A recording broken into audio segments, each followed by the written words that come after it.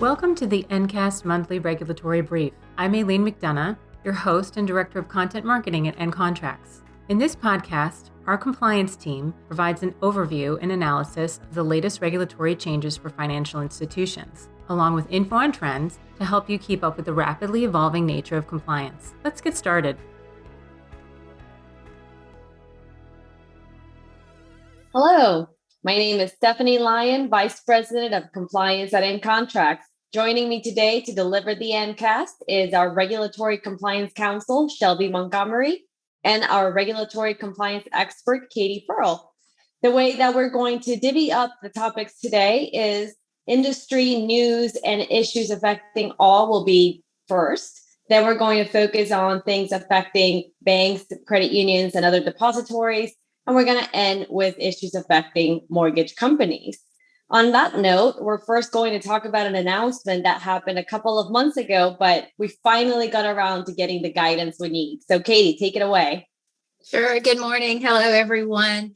It took us about a month to receive it, but the Cfpb finally issued an interpretive rule to address the resulting challenges, chaos, confusion that lenders faced as a result of Juneteenth being proclaimed a federal holiday. The interpretive rule defines what is considered a business day as it relates to TRID disclosures, rescission waiting time periods, and other TRID disclosures that are sent by mail.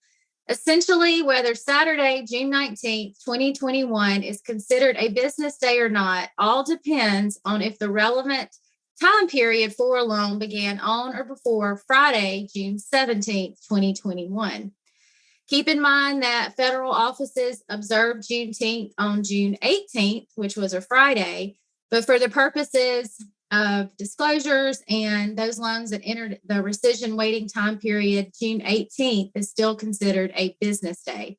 So take a look at loans that either were disclosed or rescission waiting time periods began on June 18th. I also highly recommend that if you have any questions, defer to the rule. There are several examples within it. And if you have not already, perform a quality control check on those loans that may be impacted by this ruling.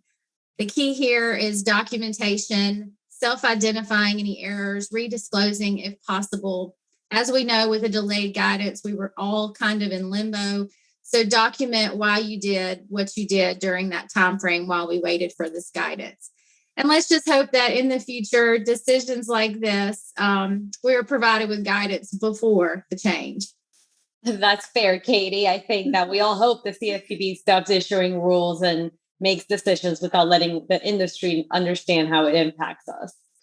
So we're going to move on to a change by Fannie Mae. So again, this is one of our federal loan guarantees. And Fannie Mae, and this is not Freddie Mac and Fannie Mae, just Fannie Mae has decided that they're going to start allowing rental payments to factor into the credit scores of people who are applying for these guaranteed programs. And this is really phenomenal news, honestly, for people who have been long-term borrowers.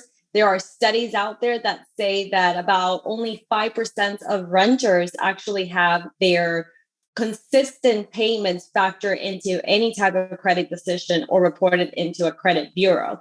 So we know from other studies that Hispanic borrowers and African-American borrowers are actually mostly affected by not having these types of rental payments considered into their credit score. And they have even quoted that one of the biggest things that is preventing them from purchasing their first home and having that American dream is, in fact, having credit scores. And so Fannie Mae did this big push to start allowing for these types of rental payments to be factored in September 18th. And it is not mandatory. That means you can't make it compulsory for buyers to or applicants to provide you with this information. You can only take it into account if the borrower wants you to.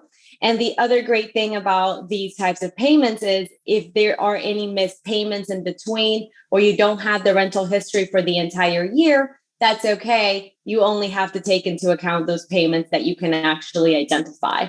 So it's a win-win for the industry. It's a win-win for borrowers. It's a win-win for low-income borrowers. So I'm really excited to see this move from Fannie Mae, and hopefully maybe we'll see Freddie Mac also follow in the footsteps of Fannie Mae. So let's move on to the Financial Institutions Examination Council, the FFIEC. And I know that they are doing a lot of updates to their IT handbooks, right, Katie? Right. The FFIEC has been busy updating guidance. Just recently, last month, they issued new guidance titled Authentication and Access to Financial Institution Services and Systems. This replaces guidance that was issued in 2005 and 2011. The FFIEC acknowledges the evolving significant risks associated with cybersecurity threats, and this guidance reinforces the need for financial institutions to focus their efforts on authenticating users and customers, protecting their information systems, accounts, data. And this is not just limited to customers. This extends to your third-party relationships, your employees. That's something that I often don't think about when I think of cybersecurity threats. So what steps can you begin taking, if you have not already, to mitigate risks associated with cybersecurity? Reviewing your risk assessments, identifying threats to your systems, your customers' data, reviewing actual or attempted incidents that have occurred, security breaches, identity theft, fraud, phishing. The list goes on. And I think a good practice here too is pay close attention to your peers as well and what threats they are having towards them. Updating your customer awareness programs. I think education is critical for cybersecurity risk and ensuring that your customers and your potential customers know that you're on top of things. We all know that cybersecurity risk is a super hot topic, not just in our industry, but globally. And protecting our customers' data and their personal information is and will always be critical and remain a top initiative. Can't agree more, Katie, on that note, especially with all of the attention surrounding cybersecurity. So we're going to take it away from federal and interagency guidance and start focusing in on our states. And I know Shelby loves to talk about her New York. So what is going on in New York, Shelby? Well, they are always good for a headline. This month, no exception. I don't know if you've all heard the big news in New York. Governor resigned. Governor Cuomo did resign on August the 24th. And along with him, longtime advisor, the superintendent of the Department of Financial Services, Linda Lacewell, she also resigned that same day. So last week, a new acting superintendent was named. She is Shirin Imami. She has been with the department for 7.5 years. She's most recently served as the executive deputy superintendent for the banking division. So we will see if that change of leadership has any effect on that department while we're waiting for a permanent appointment from new Governor Hochul. And I'm not done yet. Before Lacewell left, she did announce a new initiative, and its intent is to promote diversity, equity, and inclusion in both New York's depository and non-depository institutions. So that industry letter included expectations for New York regulated institutions to make the diversity of their leadership and corporate governance a priority. And so as part of this initiative, New York is going to begin collecting and publishing diversity data. Now, that being said, there's not a lot of data currently in existence. So as a first step, the data that will be collected by the department is going to focus specifically on gender, racial, and ethnic composition for 3 boards. The boards of 3 institutions, I should say. The New York regulated banking institutions with more than $100 million in assets, all regulated non-depository institutions, again, with more than $100 million in assets, and then from all entities that are currently authorized to engage in the virtual currency business. So if you're one of those folks, be looking out. You're going to get asked for this data collection. That collection will start in the fall of this year with the plan to start publishing it at the first of next year on an ongoing basis. The whole idea is that the information becomes public so that you and your institution can compare to your peers and see how you're doing in your diversity, equity, and inclusion efforts. Now, New York is not the only agency that's placing importance on diversity and inclusion. The SEC has also recently approved rules that will require companies listed on NASDAQ to satisfy minimum targets for gender and ethnic diversity on their boards. If they can't do so, they've got to explain why they can't do so in their public disclosures. So if that affects you, get ready for that as well. And I'll take this as a moment to say, even if these announcements don't sound like they are specific to you, diversity, equity, and inclusion is becoming an important topic. It may be an uncomfortable conversation for some of you. It's time to get comfortable with the uncomfortable. Let's start talking about this. Doesn't matter where you are. This is going to affect your organization, your customers, and your community. Have the conversation.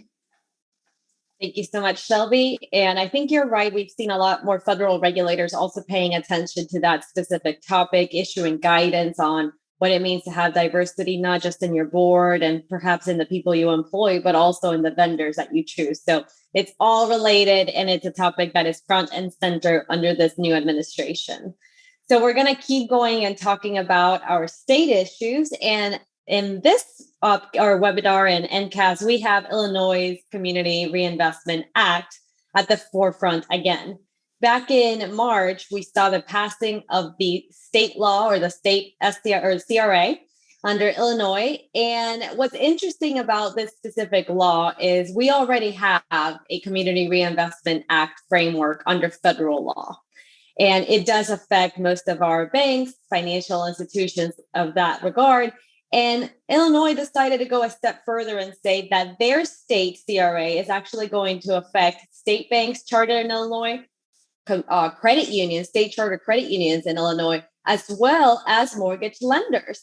So the scope of this law is really comprehensive, and they haven't yet issued regulations. But the reason we're talking about them this month is because they're wanting to hear from the industry, from the community institutions that they're going to be impacting about what they think should be on these regulations.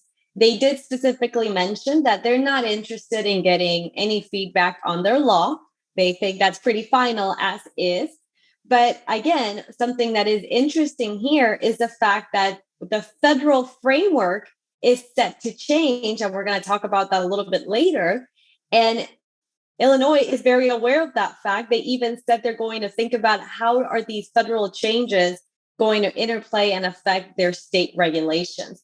So right now, if you are located in Illinois and your state chartered there, it's an important time for you to get involved in that conversation, or you're going to end up with regulations that don't make sense for your institutions.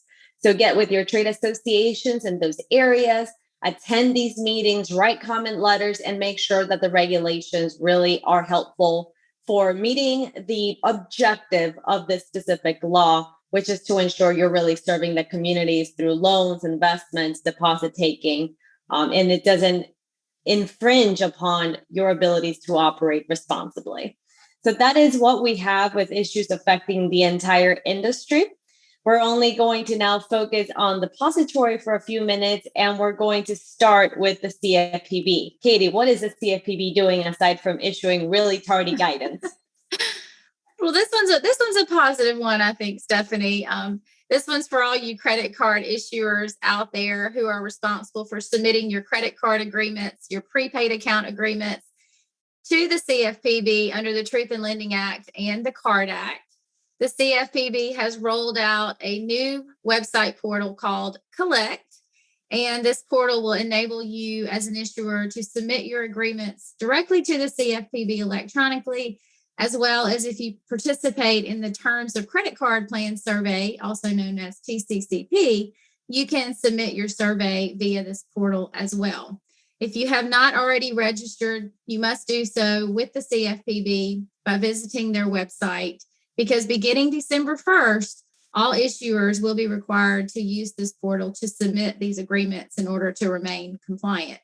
I actually checked the website out last week. It appears to be pretty user-friendly. So hopefully this new portal and this new website will make your lives a little bit easier by having a central platform for submission of your agreements. Great. Thank you so much on that note, Katie. And we're going to move on to banks. And for me, this month has been the month of nonstop guidance for banks. And we're going to start with interagency guidance affecting state charter bank, national banks, banks supervised by the FDIC, the Federal Reserve. And Katie has more information on that. Yes. I actually was really excited to see this guide that was just issued Friday on the 27th. By the Federal Reserve, the FDIC, and the OCC. And it is a guide to aid community banks when they are considering partnerships with financial technology companies, or for short, fintechs. As we know, there has been a lot of activity among partnerships between banks and fintechs. And this guide really reiterates a lot of what we already know as it pertains to third-party risk management. But really knowing who you're dealing with, essentially, when you are either considering a partnership with a fintech or have an ongoing relationship with a fintech. Do you understand their management framework? Does the business owner have the expertise that is considered acceptable? Are you reviewing their financial condition? Are you reviewing their operational resilience, their information security, their ability to comply with all of these legal and regulatory changes that we are seeing almost daily? So this guide is out there for you as you, like I said, consider these partnerships or continue these partnerships. So I think this is a pretty good guide, and check it out if you're interested in doing business with fintechs. And I feel like you have to at this point. There's no way to stay competitive without partnering with fintechs nowadays. So, Great. All right, let's move on to guidance issued by the OCC. We have quite a few, and we're going to start with the popular topic of CRA. All right, so the OCC recently issued a bulletin providing banks with updated information on the appropriate names and addresses for those notices that are required by the CRA, as well as the COA, and for posters under the Fair Housing Act. Now, you've got 90 days from the bulletin's issue date, that was August the 5th, to make these changes.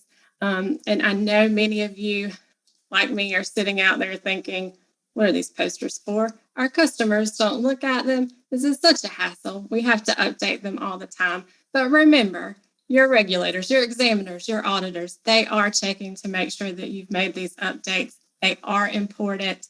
It's an easy thing to do. Get it done. Check it off your list. Again, got 90 days from August the 5th. All right. Thank you so much, Shelby. And you're right about those posters. I've never seen a customer stop by and actually pay attention, but alas, we have to have them. All right. So now we have guidance also issued by the OCC. It is on sound risk management practices associated with models for risk management. So what does that mean? Well, a lot of financial institutions out there are utilizing qualitative and quantitative methods to make decisions regarding financial statements, capital adequacy, and other types of operational issues that come up. But OCC has noticed that we're expanding our utilization of models to make decisions into enterprise-wide complex areas of our banks. And they decided that we need a little bit more guidance, a little bit more help regarding how to ensure that these models are operating adequately, that we're not making decisions on models that are incorrect, because it can cause a whole sort of issues that could be really, really bad for financial institutions. So the booklet is not meant to add or give you additional requirements. It really is just meant to give you sound risk management advice on the types of testing that you should be doing around the models, the type of information that you want to be obtaining from them, so that whoever is doing oversight over the models truly feels like they understand what's coming in. Because you know the saying, garbage in, garbage out. So if your model is not great and it doesn't really account for the appropriate data, or has measurements that are out of whack or that are not actually working, you're not, or you should not be relying on those models to be making enterprise-wide decisions. So that's one booklet. The second booklet that we saw from the OCC was on becoming an SBA lender. And so that would be if your bank decides to start offering 7A loans or 504 loans, programs of that sort, then you want to consider this booklet to ensure you're thinking about the appropriate risk management practices if you're going to start engaging in something very complex. And some of the risk associated with becoming an SBA lender is strategic risk, because everything can constantly change. We saw that with the PPP loans. There's operational risk, huge amount of compliance requirements, regulations associated with these government programs. If you do something wrong, if you don't report correctly, if your underwriting is not what the SBA requires you to have, they may not guarantee the loan, which means all of the risk of making a loan could fall on your institution. So huge operational risk there too. We got credit and liquidity. And of course, we have price risk as well. So those are some of the things that the OCC is making sure you understand before you jump in and start offering these types of loans. And I do love the booklet. It is extremely comprehensive. It talks about the types of reporting that SBA expects. It talks about the policies and procedures that you want to be thinking about. It talks about strategic planning, because again, anytime you're going to start offering a new loan program, you want to make sure it fits into the way that you want to grow your institution or move your institution into the future. So this booklet, like I said, is extremely comprehensive.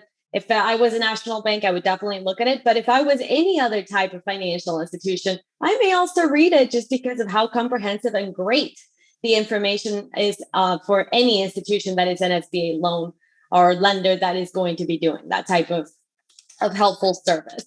So that's what we have from the OCC. We're going to move on to issues affecting our credit unions. And we do have, again, some advice from NCUA this month. Yes, NCUA has been busy rolling out its modernization efforts and tools that support the agency's examination, data collection, and field of membership requirements. I'm going to start with the Ncua Connect because it is the primary entry point for which credit unions will securely interact and communicate with Ncua. So it's a central portal to communicate with your agency. The admin portal allows credit union administrators to update their profile, add the additional apps that I'm about to speak of, add users, delete users, and really manage their access with the Ncua directly through the portal. The Consumer Access Process and Reporting Information System, being deemed CAPRES, replaces the agency's Field of Membership Internet application. So now multiple common bond federal credit unions will be able to submit Field of Membership expansion requests electronically through CAPRES. The DEXA Exchange application, being referred to as DEXA, provides credit unions the ability to upload electronically member and loan share data requested during the examination process. And finally, last but not least, the Merit Examination and Risk Identification tool replaces Ncua's legacy ARIES system. I personally wish when I was in the credit union space, we had this portal because it will enable you to upload your documents requested from the examiners, track remediation, document resolution progress, request extensions. It's kind of a two-way street. The Ncua will also be able to electronically provide you with the exam request list, the examination report. So everything's in one place, and you're able to really securely communicate directly with the agency through Merit and these other systems. Ncua also is providing numerous channels in which to train for these new tools. There's a self-paced curriculum, FAQs, webinars, and as a matter of fact, coming up on September the 8th, Ncua is hosting a free webinar at 2 p.m. Eastern on these tools. I'm actually registered to attend because I'm really interested to see these new modern tools the Ncua has rolled out. So I highly encourage you or someone from your team to join in as well on the 8th. That's wonderful, Katie. And gotta love all these new acronyms. And of course, you can't confuse Capri's with the beautiful island of Capri in Italy. So make sure we get that out there. Yes. No, not Italy and not the pants. Caprice. Another drink. All right. That is a reference to back to school, because I know that is a big back to school drink that parents like to put in their kids' lunchboxes. So, Oh, yes. all right. Let's end with our mortgage institutions. And Shelby has all the news and what's going on in that area of the industry. Yeah, just a brief note for mortgage companies. This time around, I know we have talked about in the past, of course, with COVID, so many mortgage companies, states have allowed those mortgage companies and professionals to work remotely from locations that are not licensed locations, typically from home. And 3 more states have issued or clarified existing guidance in this past month for those mortgage professionals, those states being Wisconsin, New Hampshire, and Iowa. So if you are a mortgage professional in one of those states, make sure you check out that guidance. If you are working remotely, make sure you're following the requirements of those guidance. And if you're not yet working remotely, check it out in case you want to be working remotely and you too can enjoy being at home and working. I love that the states are giving so much more flexibility to these types of folks that are working on behalf of mortgage lenders and for mortgage borrowers, because right now there's no reason in this day and age we can't sign a contract from anywhere in the United States. So I'm just glad we're moving forward finally. All right. So that does it for us. We're going to be wrapping up our Ncast. If you have any questions or you want to see more information on the topics we covered today, make sure to check out your Ncomply, which has guidance, news, reg updates that are issued on a daily basis, almost with our regulators, where you can find associated documents and so much more. And on behalf of Katie and Shelby, thank you so much for joining us. I hope you have a phenomenal rest of your summer, and we'll see you next month. That wraps up this month's Ncast Regulatory Brief, talking with our compliance experts about the latest regulatory changes you need to be aware of. If you liked what you heard, please leave us a review. And if you're not subscribed yet, we invite you to do so on your favorite podcast platform. Thanks for listening.